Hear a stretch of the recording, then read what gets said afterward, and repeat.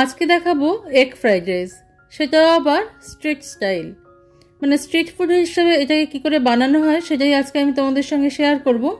ঘরে যখন আমরা এগ ফ্রাইড রাইস তৈরি করি তখন একরকম হয়, রেস্টুরেন্টে একরকম হয়, আর যখন রাস্তার ধারে দোকানগুলোতে বিক্রি হয় তখন একরকম হয়।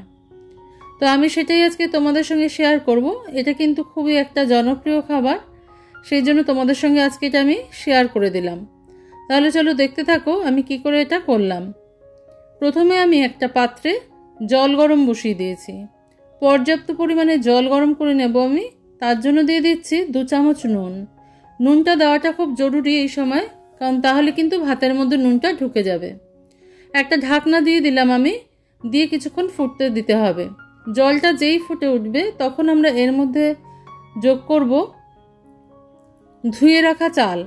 আমি এখানে বাসমতি চালের ব্যবহার করেছি, তোমরা চাইলে যে কোনো ধরনের চাল ব্যবহার করতে পারো। চালটাকে কিন্তু আমি ভিজিয়ে রাখিনি, শুধু ধুয়ে পরিষ্কার করে রেখেছিলাম। এবার আমি জলের সঙ্গে মিশিয়ে দিলাম। যেহেতু জলটা থেকে ধোয়া বেরোচ্ছে আর কি, সেই জন্য কিন্তু একটু আবছা দেখাচ্ছে। তো এবার ভাতটাকে আমাদের ফুটতে দিতে হবে। ভাতটাকে ফুটতে দেওয়ার আগে আমি এর মধ্যে যোগ করে দিলাম, দেখো 2 চামচ পরিমাণে ভিনিগার।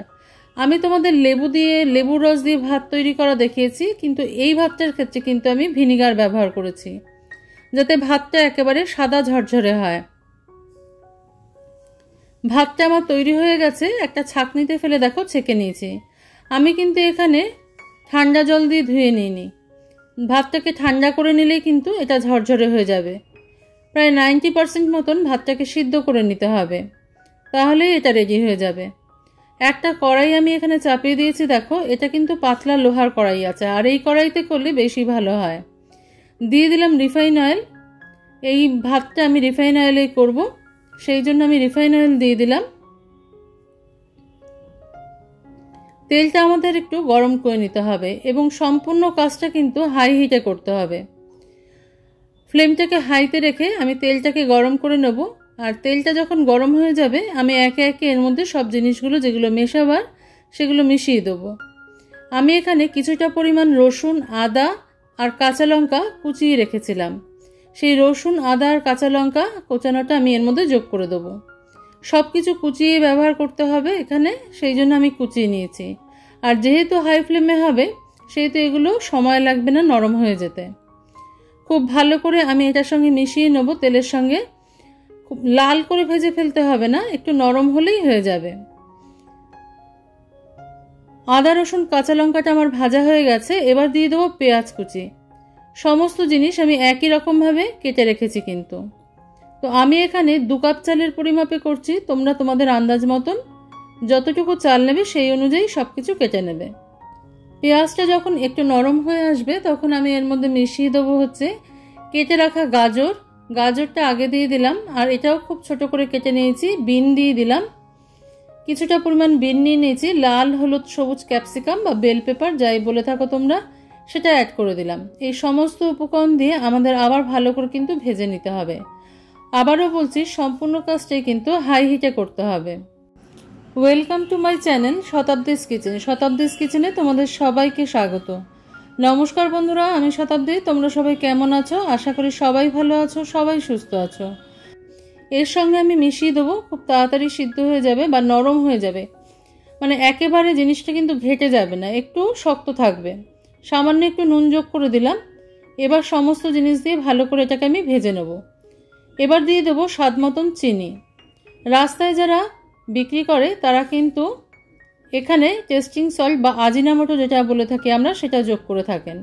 তবে আমি এখানে আজিনামোটোর ব্যবহার করব না, সেই জন্য আমি তার বদলে একটু চিনি দিয়ে দিলাম। আর দিয়ে দিয়েছি একটুখানি চিলি ফ্লেক্স। সমস্ত উপকরণ দিয়ে যখন এগুলো ভাজা হয়ে যাবে, এবার আমি আমার প্রয়োজন মতন এখানে ডিম যোগ করে নেব। তোমরা তোমাদের প্রয়োজন মতন ডিমটা যোগ করে নিতে পারো, ওরা কিন্তু রাস্তায় এরকমভাবেই করে থাকে। চাইলে তোমরা আলাদা করে ডিমের অমলেট করে সেটাকে কুচি কুচি করে মিশিয়ে দিতে পারো, তবে রাস্তায় যেরকম হয় সেরকমই আমি তোমাদের সঙ্গে শেয়ার করলাম। আমি এখানে আমার প্রয়োজন মতন ডিম দিয়ে নিয়েছি।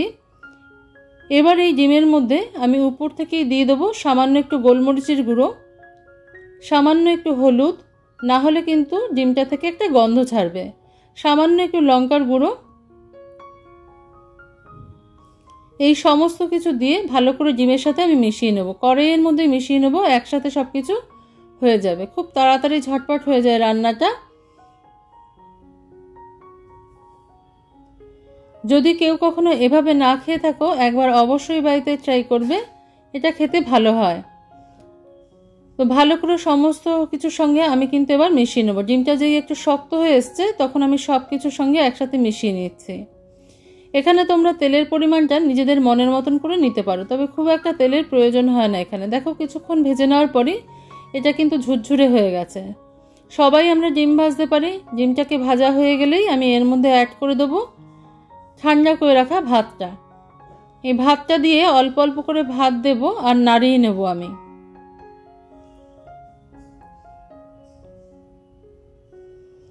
ভালো করে এই সমস্ত কিছুর সঙ্গে ভাতটাকে মিশিয়ে নেব।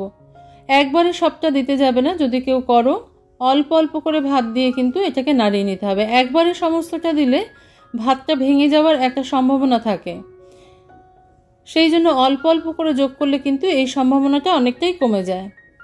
আমি কিন্তু ভাতটা দিয়ে নিয়েছি। এবার আমি এর সঙ্গে কিছু কিছু জিনিস মেশাবো, তবে তার আগে আমি সমস্ত ভাতটাকে সবজির সাথে মিশিয়ে নেব, সবজি আর ডিমের সাথে। দেখেই বুঝতে পারছো তোমরা যে কতটা সাদা হয়েছে ভিনিগার দেওয়ার ফলে। দিয়ে দিলাম গোলমরিচের গুঁড়ো, বা গোলমরিচ ক্রাশ করেও দিতে পারো তোমরা, কোনো অসুবিধা নেই। খুব বেশি মশলাপাতির প্রয়োজন হয় না। স্বাদ মতন নুন দিয়ে দিলাম। এবার দিয়ে দেব চিলি সস। এই চিলি সসটা দিলে কিন্তু খুব সুন্দর একটা গন্ধ ছাড়ে। এটা কিন্তু বাজার থেকে কেনাই চিলি সস আছে, ঘরে তৈরি নয়। চিলি সসটা দিয়ে, গোলমরিচ দিয়ে আর নুন দিয়ে আমি ভালো করে এটাকে মিশিয়ে নেব। খুব ভালো করে মিশিয়ে নিতে হবে। যখন সব কিছু উপকরণ একসাথে ভালো করে মিশে যাবে, তখন তোমরা গ্যাসের ফ্লেমটাকে একটু লোয়ের দিকে করবে, না হলে নিচ থেকে ধরে যাওয়ার একটা সম্ভাবনা থাকবে। ভাত শুধু শুধু কিন্তু কড়াইয়ের মধ্যে লেগে যেতে পারে, সেই জন্য এইভাবে করে নিতে পারো তোমরা।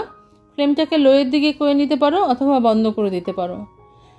ফ্রাইড রাইসটা আমার রেডি হয়ে গেছে। আমি উপরে একটু টমেটো কেচাপ দিয়ে দিয়েছি।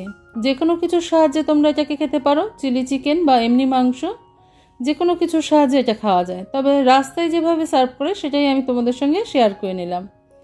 আজকের রেসিপিটা ভালো লাগলে লাইক, শেয়ার, কমেন্ট, সাবস্ক্রাইব করার অনুরোধ রইল তোমাদের কাছে। আজকে তাহলে এই পর্যন্তই বন্ধুরা। দেখা হচ্ছে পরের দিন অন্য কোনো রেসিপি নিয়ে তোমাদের সঙ্গে। তোমরা সবাই ভালো থেকো, সুস্থ থেকো।